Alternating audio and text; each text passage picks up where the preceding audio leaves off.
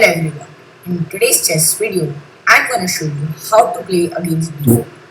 Now d4 is called the Queen's Pawn opening, and I'm going to show all the different ways you can play and what is my favorite and what I recommend you to play against d4.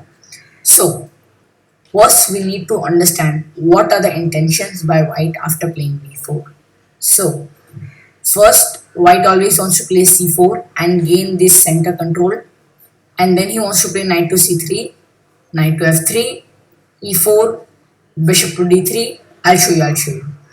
Don't worry. So after c4, knight to c3, knight to f3, e3 or e4 according to the situation, and soon bishop d3 and maybe castle later. But in after pawn to d4, white wants to delay his development and focus more on the center. As you can see, you have to focus on the move order. Like if you go behind, um, I get these pieces back. So white after d4 does not want to play knight to c3 first because that blocks the c pawn. And remember, in queen's pawn positions, should never block the c pawn. Either are you with the black side or with the white side. Should not play knight to c3 unless you have played something like c5. And if you have not played c5 and if you're struggling to get your knight out, you should probably get it to d7 or a6, like that. So c5, and then white will play knight to c3, e4, all these moves, and then he'll play bishop to 3. Okay, so we have understood the intention. Now let's look at how to play against white. So after d4, we play knight to f6. This is the most common and popular way, and this is the most easiest also to play. So after knight to f6, the most popular way to play is c4. And see, if anyone plays something like knight to c3, this is all bad because he's blocking the c pawn, and you can just slowly develop your center and you can gain advantage in the opening. So the most common was c4, taking space, trying to control the center as much as possible, as I told you. But now first we are going to play e6, and now the most common move in the position is knight to c3. And now we simply play bishop to b4, pinning the knight. And we also cover the e4 square indirectly because the knight is pinned. If you don't know about pins, click on the I button above and watch my tactics video. There you can learn about pins. It is very important. So watch that video as well.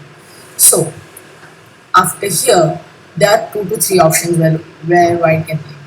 He can play e3, he can play queen c2, he can play bishop d2, and a3 will be coming very soon. In these positions, after a3 comes, you should most probably take this. Now the thing is, as black, all our options are open. We have given the bishop for a knight, which is not usually good, but we can castle king side, we can play b6 and get this bishop to the long open diagonal. Our knight is good, and we can look for pawn breaks such as d5 and c5. So even if something like queen c2 comes, we can always add we can first wait, we can castle, we can use those same ideas as I discussed earlier, and then after a3 comes or something like bishop to d2 comes, we can always take them. Okay, so let's move back. Now because of the strong Nimzo-Indian, many grandmasters play knight to f3. This is also called the anti-Nimzo-Indian. So you don't get checked and pinned by the knight. So the bishop. So now this knight is again very powerful. And now instead of playing bishop to b4, we play b6. This is called the Queen's Indian Defence. Now in the Queen's Indian Defence, you always want to play bishop to b7, controlling the long open diagonal. You can give checks by bishop to b4, threatening these queenside pieces. You can always castle after some time. You can play c5 and d5 because this long open diagonal is controlled by the bishop. You can always play d5 if you want. You can play move like c5 as well. So this is the Nimzo Queen's Indian Defence. After something like knight to c3, you play this, And now whatever white does, our plan is simple. Play d5, play c5, get the knight to d7 or c6 according to the situation. You can get this bishop to b4 as well, or just e7, or you can do one more thing. You can also play something like g6, fianchetto this bishop and then castle. So now let's look at another position. Okay, this is the Queen's Indian Defence. So now let's look at this position. So after d4, after knight to f6, and c4, we play g6. This is a King's Indian Defence, and King's Indian Defence is a second more popular option after c4. So now what black wants is after something like let's see. So after knight to c3, bishop to g7, e4, d6, knight to f3, castles, bishop to 3.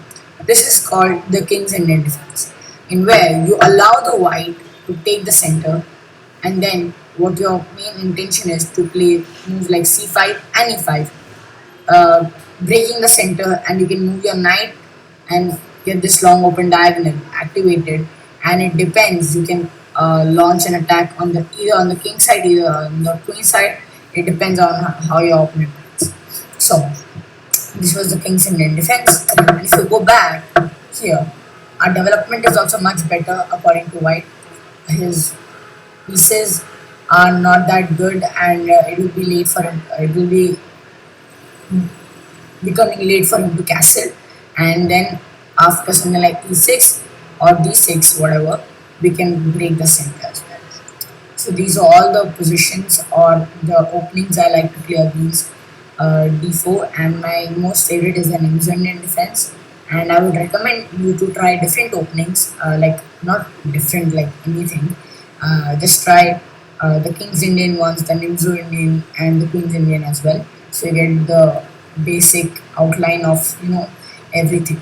Thank you so much for being here till the end. Please like, share and subscribe, and tell me in the comments which video do you want next. Bye bye.